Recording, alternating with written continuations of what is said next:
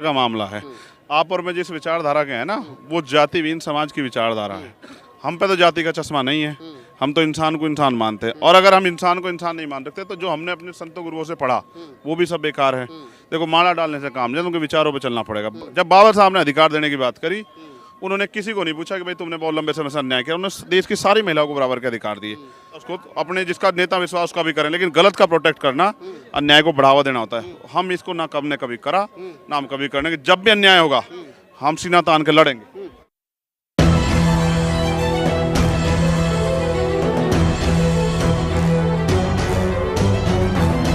Army chief Chandrashekhar Rawat पहुंचे हैं। आज बेटियों के समर्थन में कल बड़ी घोषणा की गई थी कि जब तक बेटियों को न्याय नहीं मिलेगा, पहलवान बेटियों को, तब तक मैं उनके साथ रहूंगा। रावत भाई, 25 दिन हो गए खुले आसमान के नीचे बैठिए बैठिए, सरकार के कान पे जू नहीं रह रही है और आप भी साथ में आ गए हो, क्या लग रहा है? देखो, मेरा ऐसा मानना है, काशीराम साहब कहते थे ना, सोए हुए को जगाया जा सकता है। कोई जानबूझ के आंख बंद करके लेट जा, दड़ खींच के, उसे नहीं जगाया जाता।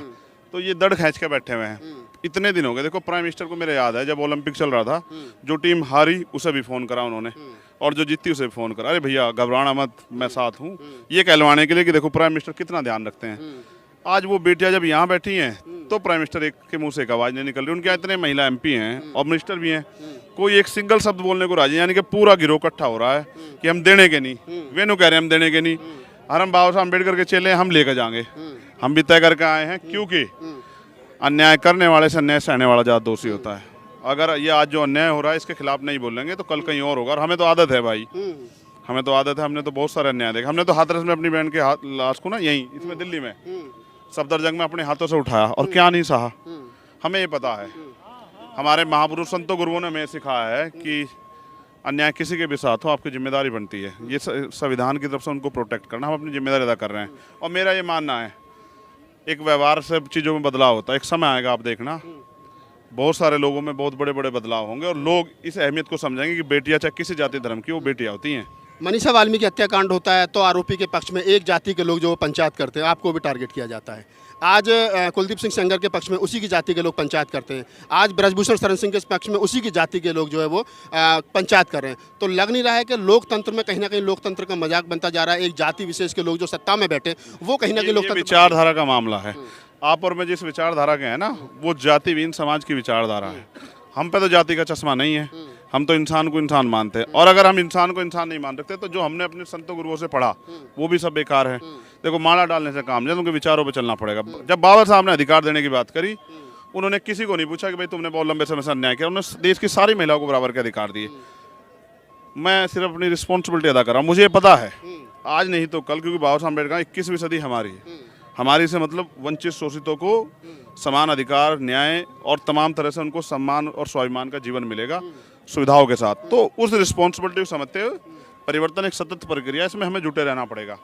देखो, CAA NRC का आंदोलन हो, किसानों का आंदोलन हो, 2 अप्रैल का आंदोलन हो, आज ये आंदोलन, कोई भी आंदोलन हो, जहाँ अन्याय होगा वहाँ बाबा साहब अम्बेडकर को मानने वाले लोग सड़कों पर मिलेंगे। और हम अपनी जिम्मेदारी को अदा कर रहे हैं। और मैं चाहता हूँ देश का हर एक नागरिक अपनी जिम्मेदारी को अदा करें। वो पंचायत करें, उनका अधिकार है, लोकतंत्र है, अभिव्यक्ति की आज़ादी है। जैसे ये अपनी धार्मिक अभिव्यक्ति की आज़ादी का पालन वो लोग कर रहे हैं। सबको अपना अपना अधिकार है, अपनी आस्था उसको, अपने जिसका नेता विश्वास उसका भी करें, लेकिन गलत का प्रोटेक्ट करना, अन्याय को बढ़ावा देना होता है। हम इसको ना कब ने कभी करा, ना हम कभी करने। जब भी अन्याय होगा हम सीना तान के लड़ेंगे।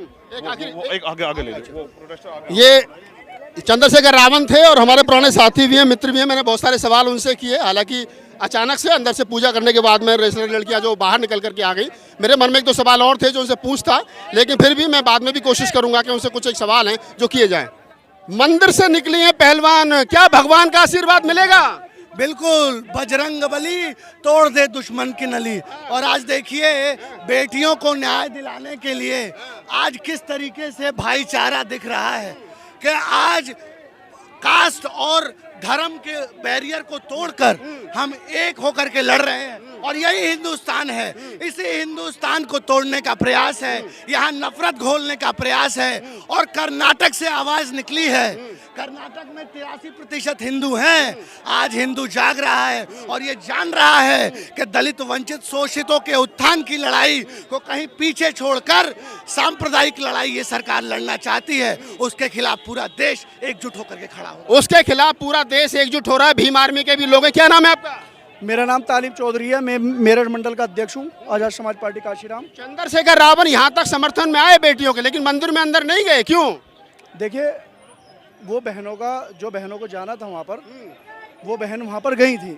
भैया वहाँ जो है मीडिया वाले जो उनसे बातचीत कर रहे थे, बस उसमें लग रहे थे कोई मंदिर से कोई वो थोड़ी है।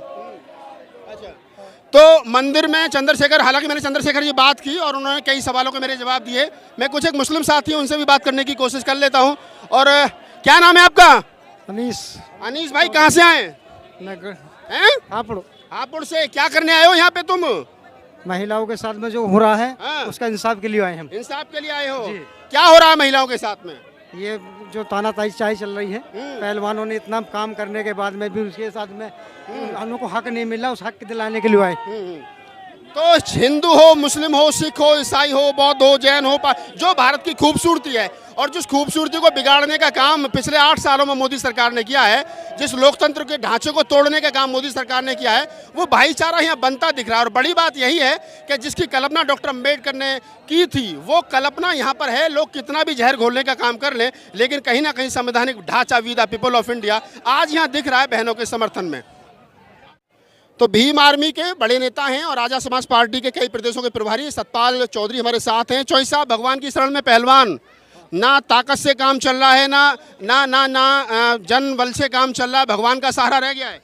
नहीं, ये लोग देखो, भारत के संविधान में धार्मिक स्वतंत्रता है, तो हम लोग तो उनके समर्थन में यहाँ तक मंदिर के बाहर तक छोड़ना आए हैं। और वो चले गए, उनकी आज़ादी है भाई, वो किसे कौन सा धर्म मानते हैं, कौन सा नहीं।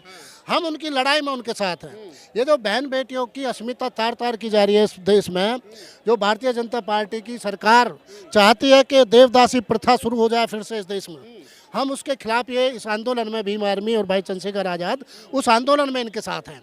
और मुझे लग रहा है कि जिस तरह से दिल्ली पुलिस काम नहीं कर रही है, तो एक पैरेलल पुलिस भी बनानी पड़ सकती है, जो ब्रजभूषण जैसे आदमी को जो जिस पर बलात्कार का संगीन आरोप है, जिस पर 48-50 मुकदमे हैं, जिसको क्रिमिनल माना जा रहा, जिससे उसकी क्षेत्र की जनता जो थर थर कांपती है, ऐसे आदमी की यदि पुलिस गिरफ्तारी नहीं करेगी तो फिर जनता पुलिस बनाई जाएगी, जनता पुलिस उसकी गिरफ्तार करेगी। लेकिन किसी भी कीमत में नारी की अस्मिता को तार तार नहीं होने देंगे इस देश में। उसकी इज्जत और आबरू की भीम आर्मी और आज़ाद समाज पार्टी बाबा साहब डॉक्टर भीमराव अंबेडकर के दिखाए हुए रास्ते के तहत उसकी हर हालत में रक्षा करेगी, सम्मान करेगी। मतलब शासन प्रशासन से बिल्कुल उम्मीद उठ गई है। आप बगावत का रुख जो है वो अपना रहे, कह रहे कि एक व्यक्तिगत सेना जो बनानी पड़ेगी। देखिए, ये जिस तरह के हालात हैं और जिस तरह से तमाम आज महाराष्ट्र से, केरल से तमाम बुद्धिजीवी सांसद, राज्यसभा के तमाम लोग वहाँ पहुँचे, बैंक एसोसिएशन, उन तमाम लोगों ने जिस तरह से जंतर मंतर पर समर्थन दिया, और कल भी और आज भी जिस तरह से हम यहाँ जनता को, आम जनता को बताने के लिए आ रहे हैं कि भाई देखो, एक आदमी इतना बाहुबली हो गया कि वो बलात्कार कर रहा बहन बेटियों के साथ में, और फिर टेलीविजन पर इंटरव्यू दे रहा, खिलखिला के हंस रहा। और कितनी शर्मनाक बात है कि उसकी जात के लोग उसके समर्थन में खड़े, और ये वही लोग हैं